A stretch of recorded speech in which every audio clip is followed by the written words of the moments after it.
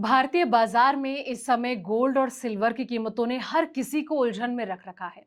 एक तरफ वैश्विक मंदी का डर है दोस्तों, तो दूसरी तरफ जो है घरेलू बाजार में जारी उतार चढ़ाव।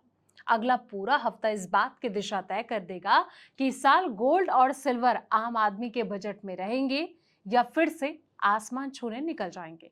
क्या इस हफ्ते दाम और ज्यादा टूटेंगे? तो चलिए जानते हैं कि आखिर एक्सपर्ट क्या भविष्यवाणी कर रहे हैं, यानी कि इस हफ्ते कैसे रहने वाली है गोल्ड सिल्वर की चाल।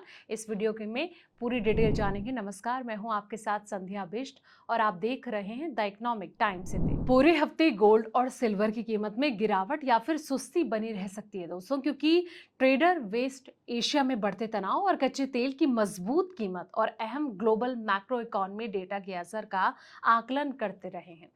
निवेशक जो हैं ग्लोबल ब्याज दरों के बारे में नए संकेतों के लिए अहम आंकड़े पर भी नजर रखेंगे, जिनमें कि यूएस के साप्ताहिक बेरोजगारी दावों और पीएमआई के साथ साथ यूरोप और चाइना के जो मॉनेटरी पॉलिसी फैसले और अहम आर्थिक संकेत शामिल हैं। अब सवाल ये कि क्या और बिगड़ गए हैं वेस्ट एशिया में हालात?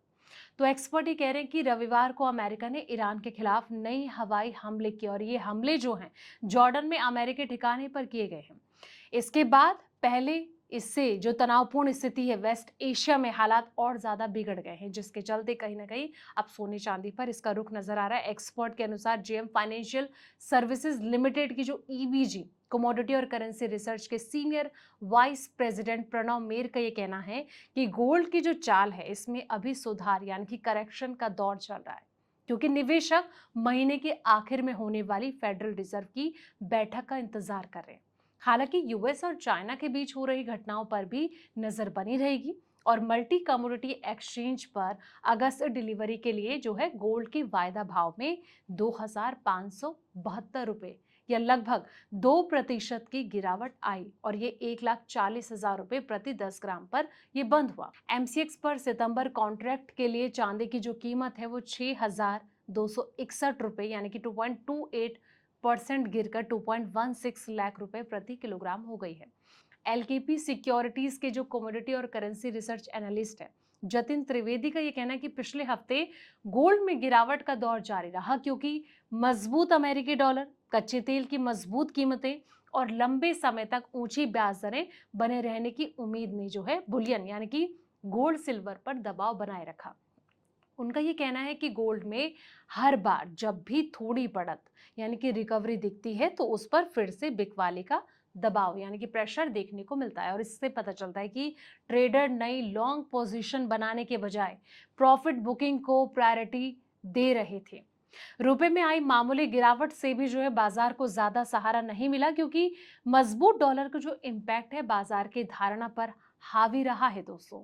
अब ऐसे में कॉमिक्स पर गोल्ड सिल्वर की कीमत की अगर बात करें तो ग्लोबल मार्केट में पिछले हफ्ते कॉमिक्स गोल्ड फ्यूचर $95 यानी कि 2.3% गिरकर 4,018.8 प्रति औंस पर बंद हुए, जबकि न्यूयॉर्क में चांदी की कीमत लगभग $4 या 6.4% गिरकर $56.32 प्रति औंस हो गई।